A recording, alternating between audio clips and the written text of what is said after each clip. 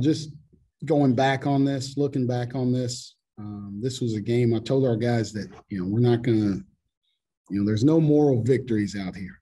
Like, we need to play that way every single time to give us a chance. And if you defend like that, you give yourself a chance. We didn't play great offense, but they're a good defensive team. But we played good enough offense where they didn't get in transition. They got some timely steals and some runouts, but we didn't give up very many of those either. So keeping them out of transition was one of our major keys. I felt like we did that. Now we just have to be better on the glass. And, they're a team that attacks on the offensive glass, so we need to be better in that way. But we need to rest up. We need to be ready for tomorrow because we're going to have to play with the same sense of urgency tomorrow night.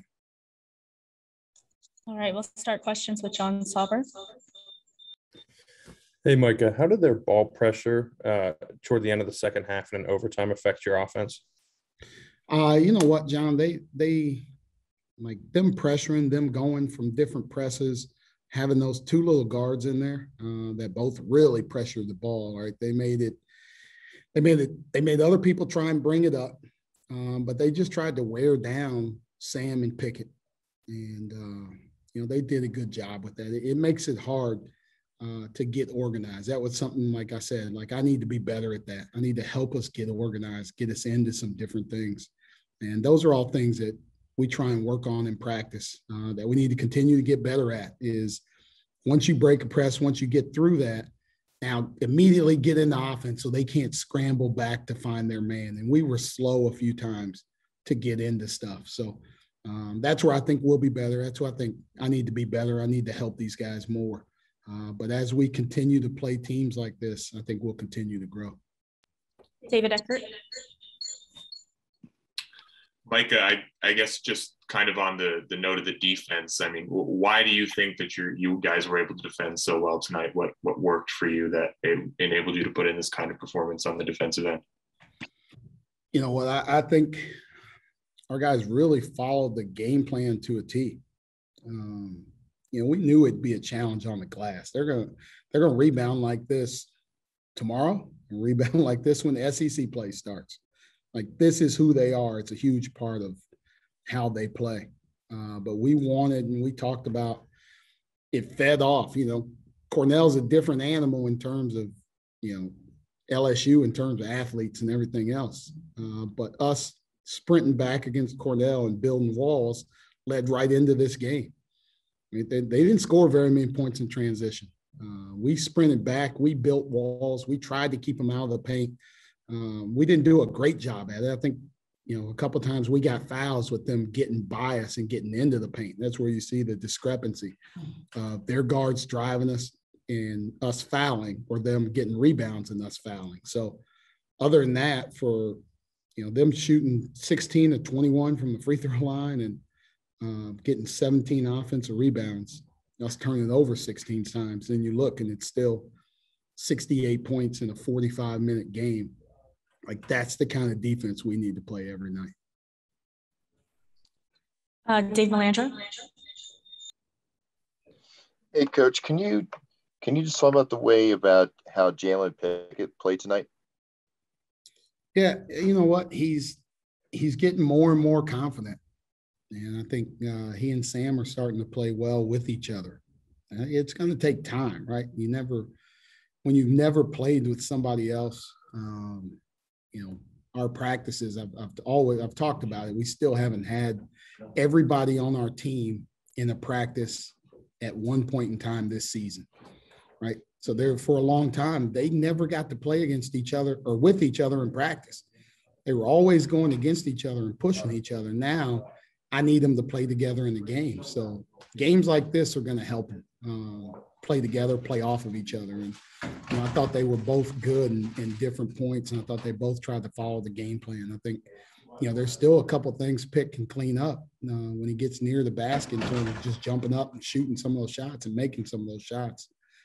He's trying to get too deep sometimes, get all the way to the rim instead of taking, what the defense gives him when he gets to a certain point. But, you're going to continue to see him get better and better as the more comfortable he gets, and I think he's getting comfortable right now.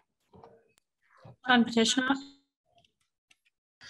Hey, Micah, I asked this question especially within the context that the Big Ten now plays a couple conference games in December. When you have a game like tonight where there are so many crucial possessions, how much does that prepare the guys for the upcoming Big Ten season? You know what, for us, if you look at this game, like how LSU wants to play, if you look at the scores that they've had, if you look at, what they do, like we turned this into a Big Ten game, right? That's what we do with our defense. Like if we defend like this, you give yourself a chance every single night. And this is going to be the Big Ten. These are going to be the wars like this in the Big Ten.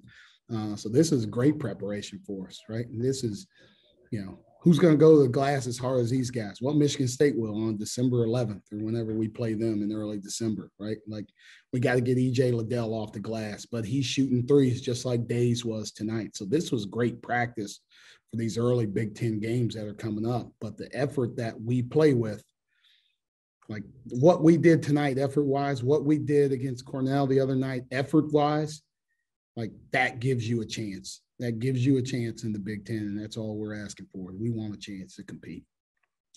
We have time for one more question. We'll go with Corey Geiger. Micah, you mentioned right off the bat there's no moral victories. But how do you balance with your kids that, hey, they came out and you nearly won a game that maybe not a lot of people thought you were going to win? How do you balance the moral victory component and you played really well against a good team? The people you said maybe not a lot of people, those maybe not a lot of people weren't the people in our locker room. I know that much. We always believe that we can win. We come with a game plan that we're going to win. We come with a defensive mindset that we're going to win. And we're not satisfied with this. I don't care about outside expectations. I don't care about anybody telling me where we're going to finish in the Big Ten. We control our own destiny. And if we defend like this, we have this toughness, this mindset, this idea, like we'll get better offensively. But if we defend like this, we'll give ourselves a chance. We're going to play physical Big Ten basketball. That's what the people at the Bryce Jordan Center are going to see. That's what the people when we go on the road are going to see. And I told our guys, get rested and let's go do it tomorrow night. The cat's out of the bag, right? I've seen it. I've seen what they can do against a team of this caliber, against a team of these athletes. I've seen it. Now, don't take a step back when we're not playing something like this. Like this needs to be an every night thing. And I think we got some everyday guys in our locker room that are going to bring it that way. Thank you, everyone. Have a good night. Thanks, Micah. Thank you, guys. Appreciate it. See you tomorrow.